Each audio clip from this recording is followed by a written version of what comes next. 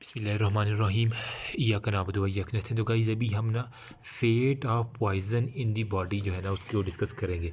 तो जब poison ingest होगी है ना तो इसके बाद हमारे पास जो टॉक्सिकोलॉजी हम कंटिन्यू कर रहे हैं, वही जो नए आए हैं उनके लिए बता रहा हूँ कि या तो वो उसने जो है ना वो एक्सक्रीशन होनी है इन दी बॉडी। ठीक है, बॉडी से जो है ना वो एक्सक्रीट होना किस किस फॉर्म में। देखो, या तो वो जो है ना वो यूरिन की फॉर्म में आपके जो है ना वो पॉइजन सेक्रीट होगा। नंबर सेकंड पे जो है ना वो फीसिस की फॉर्म में जो है ना वो हमारे पास सेक्रीट होगा। नंबर थर्ड पे हमारे पास आ जाता है वोमिटिंग की, मतलब वो उल्टी कर दे। ठीक है, जिसने पॉइजन लिया तो वो उसके बाद जो है ना अगर वो फीमेल है, ठीक है, प्रेग्नेंट फीमेल थी, ठीक है, अब उसका जो है ना डिलीवरी वगैरह होगी और वो बच्चे को मिल्क खिला रही है तो वो मिल्क के अंदर जो है ना वो पॉइजन आना शुरू हो जाएगा। स्पेशली फॉर गर्ल्स, गौर से सुनो। ठीक है, फिर हमारे पास जो है ना वो कुछ के ना सांस के अंदर हो जाती है। ठीक है, तो रिस्पायरेशन हो गया, ये ऑलरेडी हम डिस्कस कर चुके हैं। और कुछ के मैंने कहा था पसीने से बदबू आना शुरू हो जाती है ख़ास किस्म की, तो वो स्वेटिंग के ज़रिए जो है ना इसने सारी की सारी एक्सक्रीट हो जानी है। नंबर सेकंड पे जो है ना वो एक एक्सक्रीशन से पहले जो है ना इसने जो अपने चंद चढ़ाने हैं वो क्या है, वो है इसने एडवर्स इफ़ेक्ट बॉडी के ऊपर भी करके जाना है। ठीक है, उसमें जो है ना वो आपको ऑल साइन एंड सिम्टम्स जितने भी मिल रहे हैं, वोमिटिंग हो गया, कुछ में डायरिया होता है, ठीक है, और इस तरह की मुख्तलिफ कम्प्लिकेशंस होगी, हेलुसिनेशंस हो गया, ठीक है, लॉस ऑफ कॉन्शियसनेस, वो सारे के सारे, और रिस्पायरेटरी फेलियर्स वो हम ऑलरेडी डिस्कस कर चुके हैं। नेक्स्ट हमारे पास जो है ना वो इसने ड्रग ने भी या फिर मेटाबोलाइज भी हो जाना होता है। ठीक है, तो मेटाबॉलिज्म के लिए होता है ना लीवर जो है ना हमारे लीवर साहब ये लेते हैं ड्यूटी, और ये जो है ना इसकी मेटाबॉलिज्म के अंदर है। अगर ये इतना तगड़ा है तो ये मेटाबोलाइज कर देगा। अगर ये बच्चे या ओल्ड पेशेंट का ना तो उसके मेटाबोलाइजेशन में थोड़ा सा फिर रोला बन जाएगा। ठीक है, अगर तो ये ना कुछ ऐसी होती है रिटेंशन भी अपनी शो करवा देती हैं, जिस तरह के अगर मैं बुक के अंदर एग्जांपल दी हुई है आर्सेनिक की। ठीक है, आर्सेनिक यार ये बड़ा ना इसका बार बार देख लो बहुत ज़्यादा इसका है। तो आर्सेनिक को आप ना तवीज़ बना कर डाल लें, ये टॉक्सिकोलॉजी के अंदर एक मेजर इंपॉर्टेंट रोल प्ले कर रहा है। ठीक है, नेक्स्ट हमारे पास होता है डायग्नोसिस ऑफ दी पॉइजनिंग। मतलब अब आपके पास जो है ना वो ओपीडी के अंदर पेशेंट आया या इमरजेंसी के अंदर पेशेंट आया ना, ठीक है, तो आप किस तरह ना डायग्नोज करेंगे। तो अब बुक के अंदर वो कह रहा है कि डायग्नोसिस किस तरह आपने करनी है कि बंदा ये पॉइजनिंग है।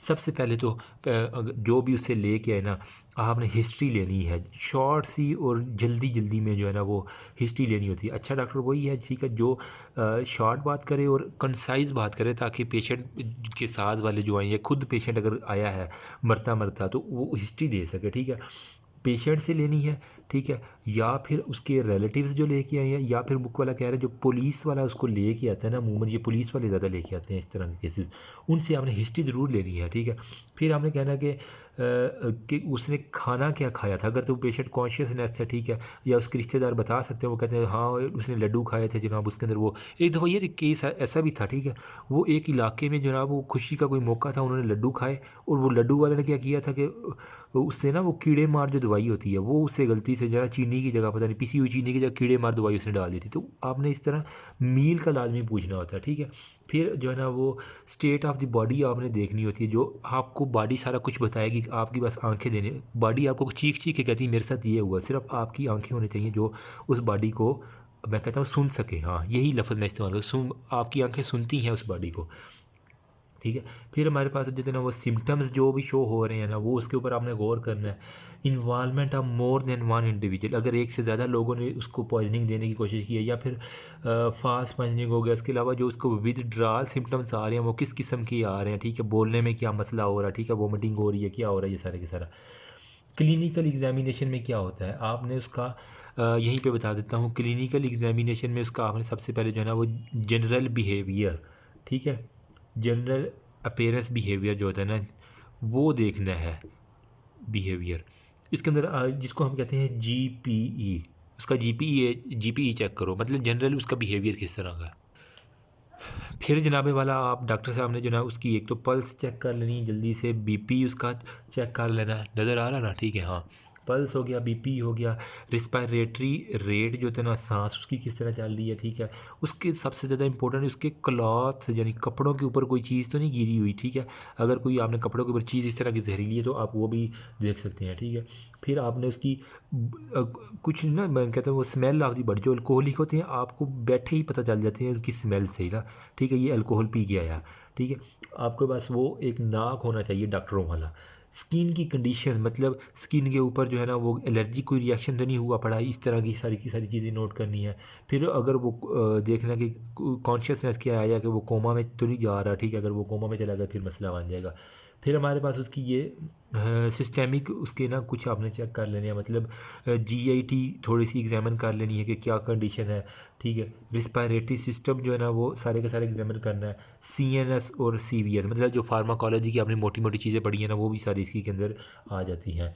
लैब डायग्नोसिस के अंदर आपने क्या क्या उस बंदे का जनाब फोलिस डाल के अगर वो कर सकता है, नहीं तो फिर उसका यूरिन सैंपल जो है ना वो जल्दी से लेबॉर्ट्री में भिजवाएं अर्जेंट बेसिस के ऊपर, ठीक है। फिर उसके बाद जनाब उसका इन ब्लड से जो है ना वो इंजेक्ट कर लें, ठीक है, ब्लड सैंपल उसका भिजवाएं। फिर जो वो वोमिटिंग कर रहा है ना, ठीक है, चल रही है ना वीडियो, ठीक है, हाँ। जो वो वोमिटिंग कर रहा है वो सर्वेंट को कहेंगे इसकी वोमिट जो है ना वो किसी जार में डालो, इसको ना लैब वाले के पास भिजवाओ, ठीक है। या फिर वो जो उसकी जो गैस्ट्रिक लिवाज आप कर रहे हैं ना, अगर वो जनाब वो नहीं वोमिटिंग कर रहा, आपने उसकी जो है ना वो मिदा वाश कर रहे हैं जिसे कहते हैं स्टोमिक वाश, ठीक है। तो वो आगे हम सारा पढ़ेंगे वो, तो वो कर रहे हैं तो वो मटीरियल आपने लाजमी लेबॉर्ट्री भिजवाना है अर्जेंट बेसिस के ऊपर। आप जो है ना वो ये तो हो गए मेन। अब जो है ना मशीनरी की तरफ भी आपने जाना है, ठीक है। मतलब आपको कुछ एक्सरेज जो होते हैं वैसे भी बताते हैं, जिस तरह अगर वो को आ जाए ना लेड पॉइजनिंग का केस, तो एक्सरे में आपको करवाना पड़ जाता है, ठीक है। इसके अलावा आपको अल्ट्रासाउंड भी करवाना पड़ सकता है, अगर वो बेबी प्रेग्नेंट फीमेल है तो उसका अल्ट्रासाउंड भी करवा सकते हैं आम कभी। फिर आपने जो है ना उसकी ईसीजी जो है ना वो रेगुलरली नोट करते रहना है, ठीक है। और इसके अलावा जो सीटी स्कैन और एमआरआई की भी ज़रूरत पड़ सकती है अगर वो कोमा के अंदर जा रहा है, तो ये सारी की सारी कंडीशन थी।